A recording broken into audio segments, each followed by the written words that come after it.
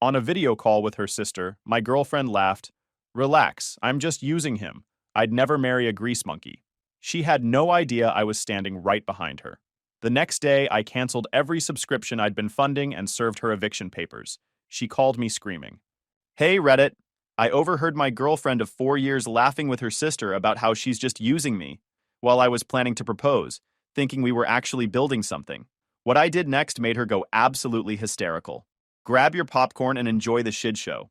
Name's Devin, 35 male, and I run a custom motorcycle restoration shop outside Pittsburgh. We bring 40 to 70-year-old bikes back from the dead. Harleys, Triumphs, BSAs, old Indian Chiefs. The kind of machines collectors pay serious money for. The shop smells like metal shavings and penetrating oil. 3 bays, 2 lifts, walls covered in parts catalogs. Built it 8 years ago. Got 2 guys. Casper handles metalwork. Joey does paint and chrome. A real restoration takes 8 months and costs what a decent car costs. But when we're done, you've got something that'll outlive you. The business makes good money. I own the building. Drive a paid-off Frontier. Last year, the shop cleared $240,000. One restoration can run 30 to 60 grand depending on the bike. We had 3 in the bays right now. A 71 Shovelhead for a lawyer in Shadyside, a 58 Panhead that belonged to some CEO's dad, and a Triumph Bonneville some guy flew in from Texas to drop off. Been with April for 4 years. Met her at a barbecue. She worked in digital marketing. Pretty girl, seemed normal at first. Her family, though? Whole different thing. Her dad, Walter, was all right. Owns an accounting firm, asked smart questions. But her mom, Helena? Total country club nightmare. And Bianca, April's older sister. Works in HR, looks at me like I'm something stuck to her shoe. Every family dinner she'd make comments about how hard it must be to get clean after work. Last month, she'd asked if I'd ever considered opening a Jiffy Lube instead. More scalable, she said. 2 weeks before that, she told April she knew a great dermatologist for the grease stains on my hands. They weren't stains. That's what calluses look like when you actually work. Month before that, she'd sent April a job posting for a garage manager at Pep Boys and said it could be my big break into corporate. April showed it to me laughing. I didn't think it was funny. Bianca also had this habit of pronouncing motorcycle like it was 2 separate words. Motor. Cycle. Like she was talking to a toddler. But April always defended me. Talked up the shop, showed her mom photos. I thought we were solid. The apartment we lived in? My name on the lease. I covered it most months. I also paid for her Canva subscription, Adobe Creative Cloud, gym membership, Spotify Premium. About $230 a month. She needed Canva and Adobe for work projects, she'd said. Her company didn't provide software licenses. Found out later her company had enterprise accounts for everything. She'd been using my subscriptions to do freelance work on the side, pocketing the cash. 4 years of Sunday dinners. 4 years of Bianca's snide comments. 4 years of Helena asking when I was going to transition into something more stable. Then last Sunday, I found out exactly what kind of team we were. Sunday dinners at the Walters house had become routine over the years. Their place is in one of those gated neighborhoods where every driveway has an Infiniti or Volvo. Big brick colonial, perfectly landscaped, 0 personality. Walter was always decent to me. He'd actually worked on cars in high school, had a '70 Chevelle he sold to pay for college. We'd talk engines, compression ratios, bore, and stroke. Normal guy stuck dealing with country club stuff he didn't even care about. Helena? Different story. She ran that house like it was her own personal kingdom. Everything had to be perfect. The napkins had to match the tablecloth. Dinner started at exactly 3 o'clock. If you showed up at 3:05, you'd hear about it. And every single time I came over, she'd find some way to remind everyone that I worked with my hands for a living. Devin, do you think you'll ever want to go back to school? It's never too late for a career change. Devin, Bianca's friend Rachel is dating a lawyer. They just bought a house in Sewickley. Do you know where Sewickley is? Yeah, Helena, I know where Sewickley is. It's where people with too much money and not enough problems live. Bianca was worse. She'd show up to these dinners with her fiancé Nick, some corporate guy who worked in medical device sales. They'd just bought a condo downtown, which she mentioned approximately 47 times per visit. Every dinner, same routine. Bianca would ask about the shop in that tone people use when they're pretending to care but actually judging. Still working on motorcycles, Devin? That's so hands-on. Then she'd turn to April and say something like, "Sis, you're such a saint. I could never date someone who comes home dirty every day." April always laughed it off, told Bianca to shut up, defended me. I thought that meant something. Last Sunday started normal. Got to their place on time. Walter was watching the Steelers game. Helena was in the kitchen micromanaging a pot roast. Bianca and Nick showed up fashionably late. Dinner was the usual performance. Helena asking about everyone's jobs. Bianca talking about the condo renovations. Nick explaining his sales funnel. I mostly talked to Walter about a '67 Electra Glide I was rebuilding. He got genuinely interested, asked about the Panhead engine, whether I was keeping it stock or modifying it. Nick jumped in at one point. So, Devin, what's your exit strategy? You can't wrench forever. What happens when your back gives out? I told him I owned the building and the business. That's the exit strategy. Right. But have you thought about franchise opportunities? Multi-location scaling? Dude sold medical equipment to hospitals. Thought everything needed to scale. Helena interrupted to ask if I'd ever considered leveraging my mechanical skills into something more lucrative. I told her I made good money. She smiled that tight smile and said, "Of course, dear." After dinner, Walter and I ended up in his garage. He'd kept some old tools from his car days and wanted to know if they'd be useful for motorcycle work. We were sorting through a box of vintage wrenches when April came out saying she was running to the store for Helena. Needed cream for the coffee. I stayed in the garage with Walter. We found a couple of good snap-on wrenches from the '70s, talked about metal quality back then versus now. Real talk between guys who actually know what they're looking at. About 20 minutes later, I headed back inside to grab my jacket. April's car was in the driveway, so she was back from the store. I walked through the kitchen and heard her voice from the living room. On the phone. The TV was off and Helena was somewhere upstairs. I wasn't trying to eavesdrop. I was literally just walking through to get my jacket from the closet. Then I heard Bianca's voice on speaker. So when are you finally going to trade up? You've been slumming it with the grease monkey for like 4 years now. I stopped walking. Stood there in the hallway. April laughed. Actually laughed. Oh my God, Bia. I know. Mom keeps asking when I'm going to get serious about my future. My stomach dropped. But I didn't move. He's cute and all, but come on. You work in corporate. You can't bring a mechanic to company events forever. What's he going to talk about? Spark plugs? Right? Last month we had that director dinner, and I had to actually explain what he does because someone asked if he owned a shop. I said boutique restoration. Tried to make it sound better than it is. I just froze there. Bianca's voice dripped with that smugness she always carried. April, you're too good for this. You need someone who matches your ambition. Someone who can network. Nick's buddy Lucian is single, works in finance. Total catch. I've met Lucian. He's nice. The way she said it. Like she'd already thought about it. Plus, he drives a Tesla and has a place in Shadyside with actual hardwood floors. Not that your apartment is bad, but you know. April giggled. I know. And Lucian wears cologne that costs more than Devin's whole wardrobe. Does Devin even own a suit? He has one. Wore it to his dad's funeral 6 years ago. Pretty sure it still fits, but moths might have gotten to it. They both cackled like it was the funniest thing they'd ever heard. See? And he wears a suit to work. Not coveralls covered in motor oil. They both laughed. April's voice dropped a little. Honestly, the only reason I'm still with Devin is because the apartment situation is convenient. I pay barely anything in rent. He covers most of the bills, and it's a nice place. But long term, Mom would die if I actually married him. And there it was. 4 years summed up in one sentence. And the worst part? He doesn't even see it. He thinks we're this great couple. It's honestly kind of sad. Bianca cackled. You're terrible. I love it. How long are you going to keep this going? Until something better comes along, I guess. Free ride while I figure out my next move. I stood there for maybe 5 more seconds. Heard them move on to talking about some restaurant. Like they hadn't just torn apart my entire relationship and tossed it in the trash. I didn't feel angry. Just cold. Like everything suddenly made sense, and I could see exactly what I needed to do. 4 years. 4 years of Sunday dinners and family gatherings and me thinking I was building something real. 4 years of her telling her family I was a good guy, that she loved me, that we were partners. Total BS. I walked back through the kitchen, told Walter through the garage door that I had an emergency at the shop. He looked confused but nodded. I got in my truck and drove away before anyone could ask questions. The whole drive home, I was just figuring out exactly how to get out of this with maximum efficiency and minimum drama. Or maybe maximum drama.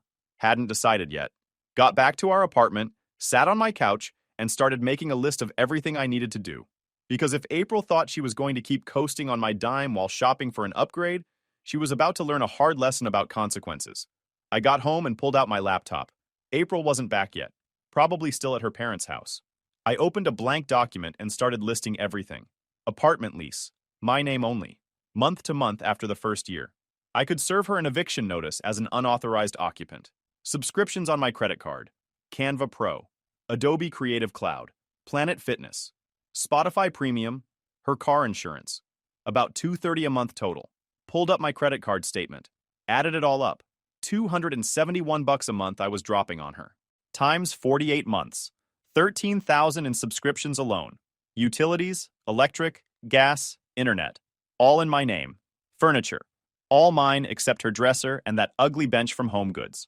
Started with the subscriptions. Logged into my credit card and canceled Canva, then Adobe, then Spotify. Planet Fitness required a phone call, noted to handle Monday. Car insurance would stay active one more week, then she was on her own. Changed all my passwords.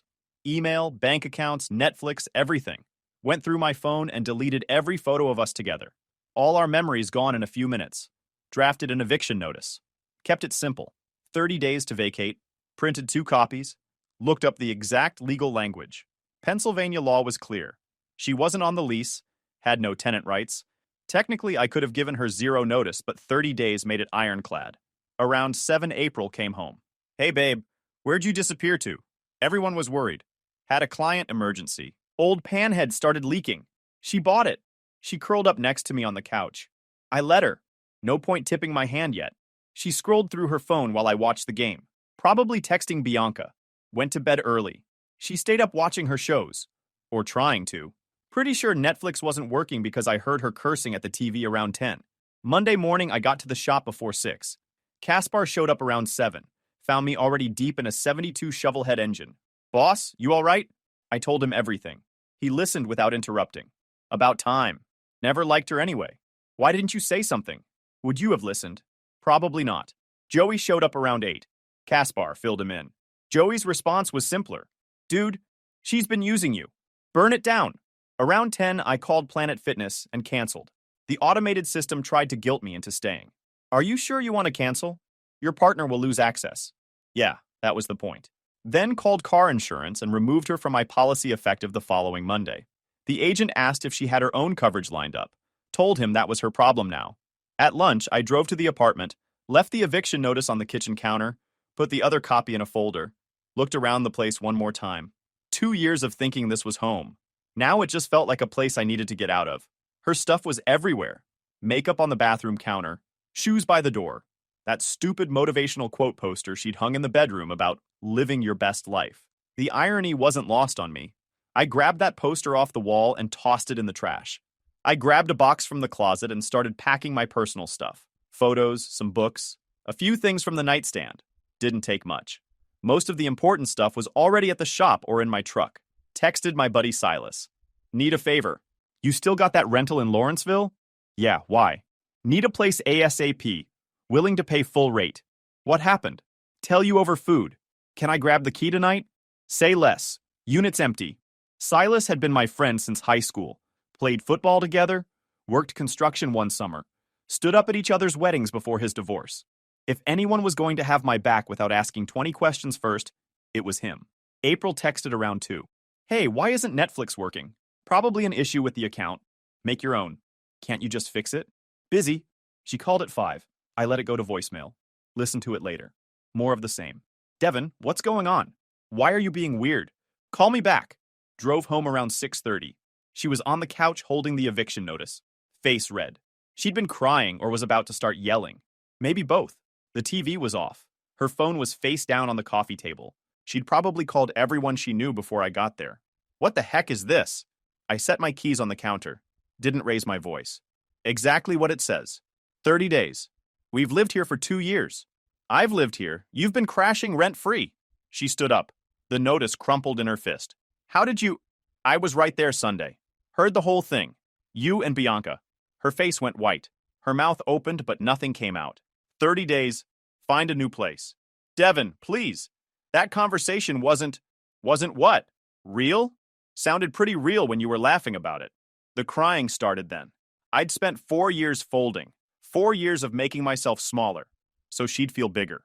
4 years of ignoring the comments, the looks, the subtle jabs from her family because I thought she had my back. She didn't. Never did. 30 days, April. I'd start looking. Grabbed my gym bag from the bedroom. Walked past her standing in the living room, holding that eviction notice like it was written in a language she didn't understand. Left. Got Silas's rental key. Started planning my exit like it was a military operation. April launched her counteroffensive Tuesday morning. Crying phone calls started early. I was at the shop torquing head bolts on a 69 panhead when she called the first time. Let it go to voicemail. 3-minute message about how we needed to talk, how this was a misunderstanding. Ignored it. She called 6 times by 3 o'clock. I blocked her number. She switched to texting from her work phone. Devin, please just talk to me. You can't throw away 4 years over one conversation, I replied once. 30 days. Start packing. Around 4, Helena called the shop. Casper answered, put her on hold, looked at me. It's the mom. Tell her I'll call back. You gonna? Nope. Helena left a voicemail. That edge in her voice she used when someone dared tell her no. Devin, April called, very upset. Kicking her out is completely uncalled for. Call me immediately. I didn't. Wednesday morning, April showed up at the shop. Dressed for work.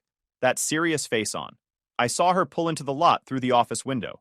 She sat in her car for a solid minute before getting out, probably rehearsing what she was going to say. Casper and Joey both stopped what they were doing when she walked in. The shop went quiet except for the radio playing some old Stones song. Devin, can we please talk? 5 minutes. Nothing to talk about. 27 days left. That conversation with Bianca was just stupid sister talk. You agreed with every word. Called me embarrassing. Said you're only around because it's convenient. Her face flushed. She glanced at Caspar and Joey, realized they were listening. Both of them were just staring. Can we do this somewhere private? Why? Worried about what people will think? She didn't have a response, just stood there. 27 days, April. Check Zillow.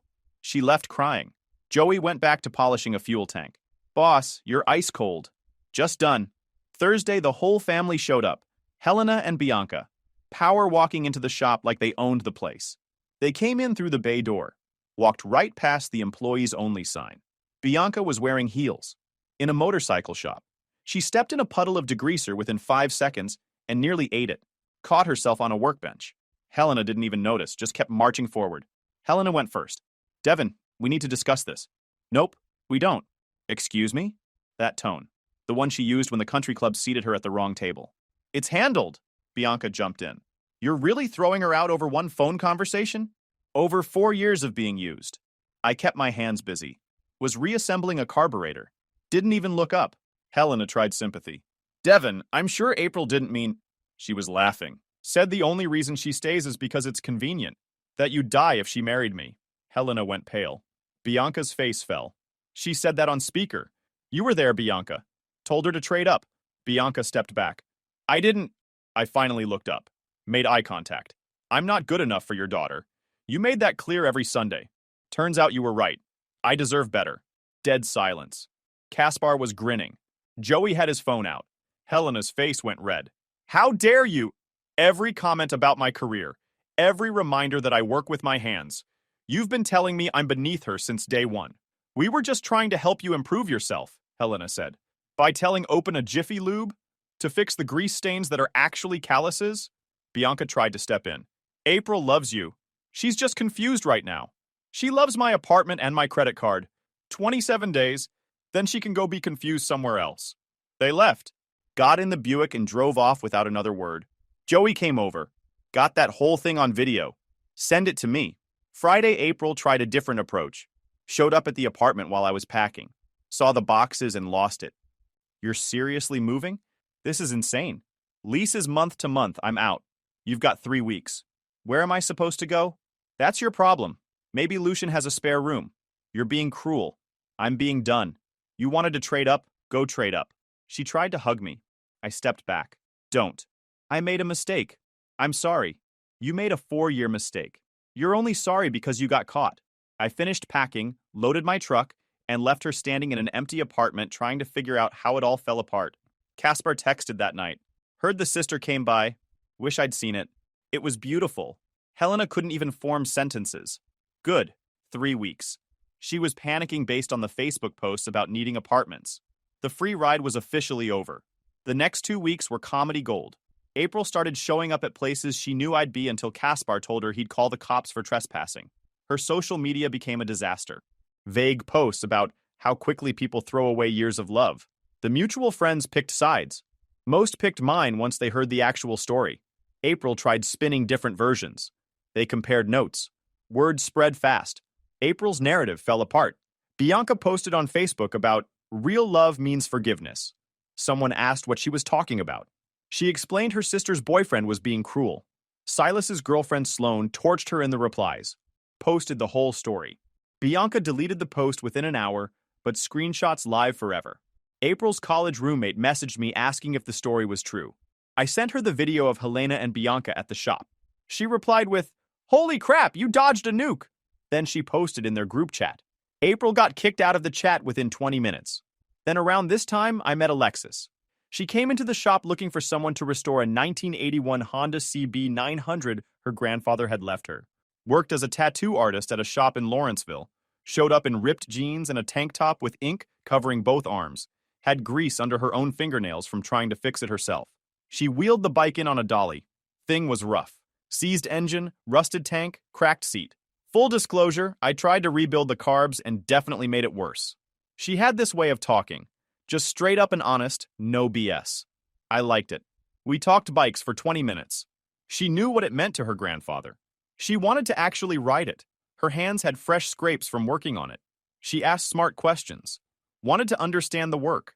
When I explained the teardown process, she pulled out a notebook and started taking notes. We scheduled the bike. Alexis left her number for updates. Joey elbowed me after she left. Dude, she's into you. She's a client. She's single. And she actually knows what a carburetor is. Come on. Fair point. I texted Alexis that evening about the bike. She texted back asking if I wanted to grab food and talk restoration timeline. I said yes. We met Thursday night. Talked about her grandfather's bike, my shop, her job. She'd been tattooing for 6 years and had insane stories. Had a guy last week who wanted his ex-girlfriend's name, covered up with a portrait of his new girlfriend. They'd been dating 3 days.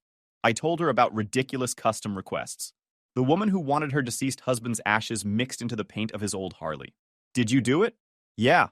Painted the tank deep metallic blue with his ashes in the clear coat. She cried when she saw it. Alexis got quiet. That's really cool. You do work that matters. We talked until the restaurant closed.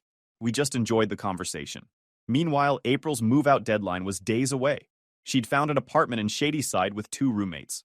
Downgrade, but that's what happens when you burn bridges. Saturday before her deadline, she showed up completely messed up. I signed the lease. Happy now? Ecstatic. Rent is $1,200, plus utilities. I was paying you $600. You were paying $600 when you remembered to, and I paid everything else. I can't believe you're doing this. You did this to yourself. I left. Last time I saw that apartment.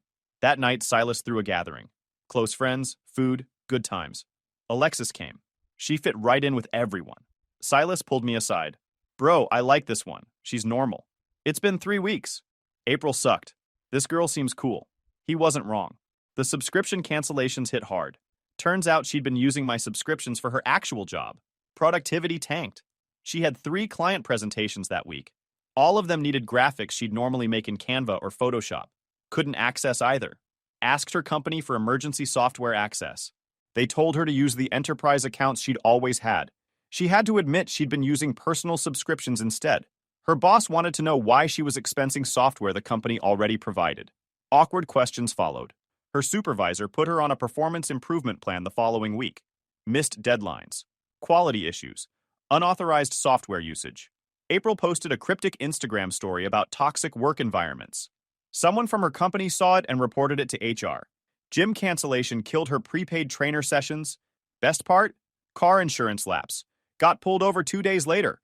No insurance, no registration. Car impounded. State trooper pulled her over on Route 28 for a broken taillight. Ran her info. Insurance showed canceled. Registration was expired too. Had been for 3 months. She'd ignored the renewal notices because I usually handled that stuff. Impound fee was $350. Daily storage was $45. She didn't have the cash. Car sat in the lot for 6 days. Had to borrow money from Helena to get it out. Helena made her sign an actual promissory note, with interest. Silas sent me her Facebook post. Worst week, car towed, unexpected expenses, moving. Someone asked about the car. She blamed her ex. Sloane. That's not spite. That's consequences. Post deleted. Roommate disaster. One worked nights, one filmed TikToks. She was already trying to date some office guy. Not going well. Shadyside rent was $1,200, her third of $3,600. Silas's rental was perfect, $800 a month, could work on bikes in the lot. Alexis came by more, for her CB900 or just to hang. Coffee, stories from the tattoo shop. One night we grabbed pizza. She showed me photos of her grandfather racing flat track. He died when I was 16. The CB900 was in his garage.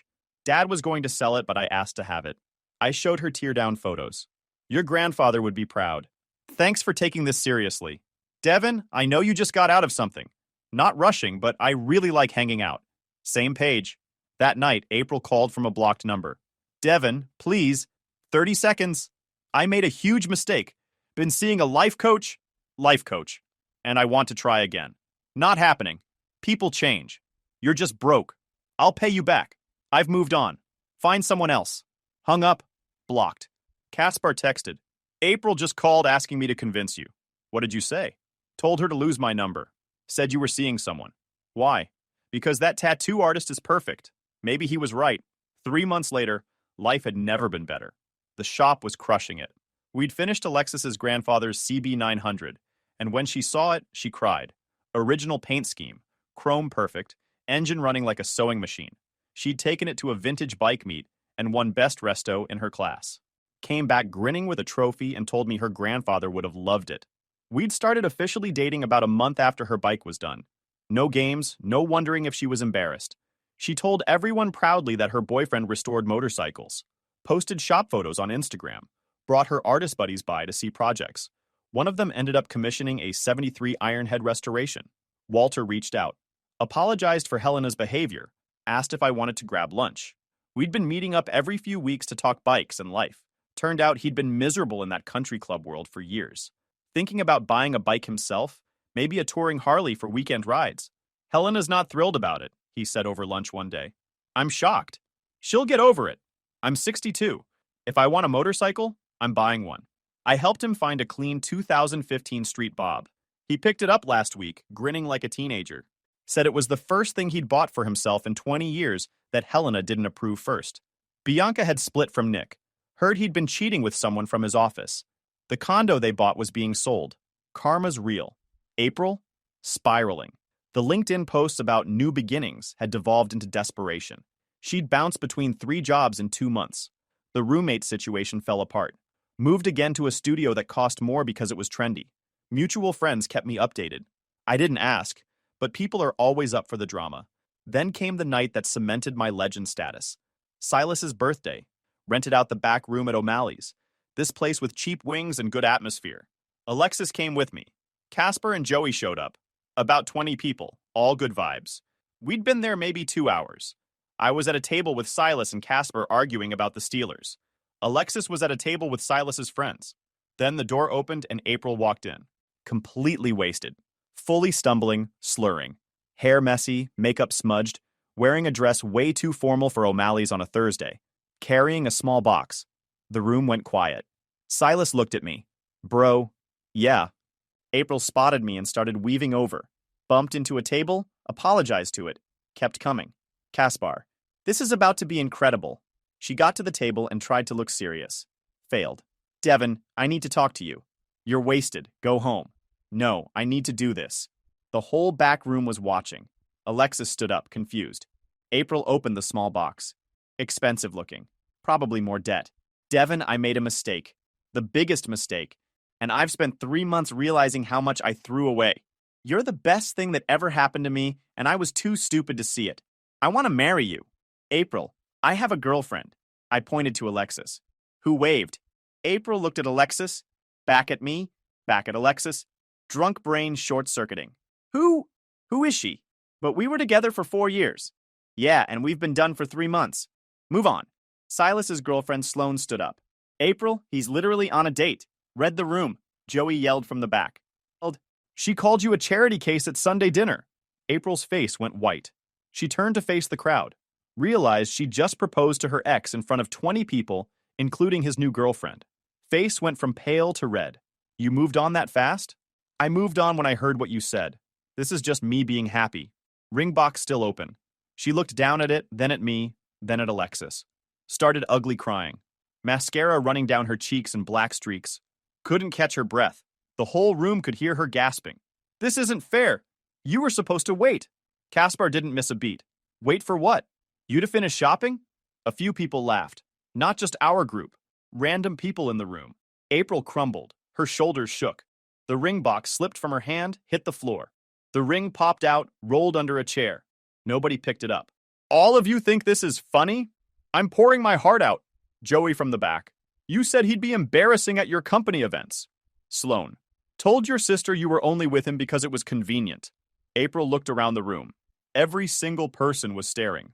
Not with sympathy. More like watching a train wreck in slow motion.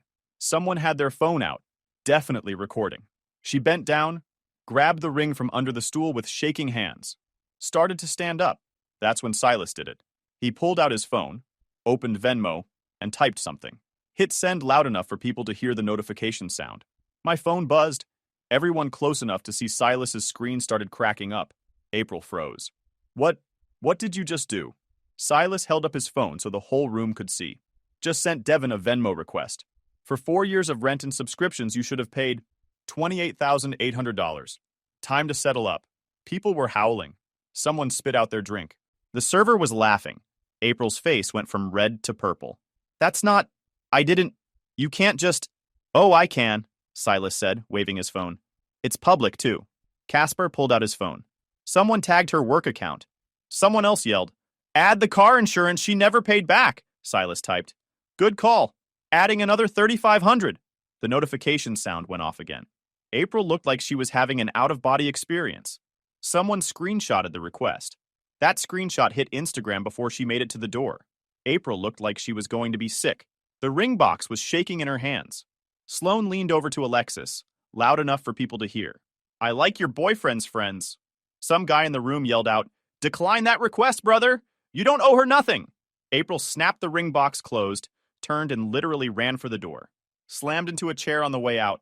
Dropped the ring box, didn't stop to pick it up this time. Just kept running.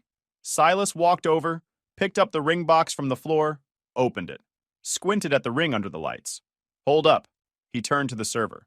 You got one of those jewelry loops back there? The server, still grinning, pulled one out. Left behind by some pawn shop guy last year. Silas examined the ring. Then he started laughing so hard. What? Caspar asked.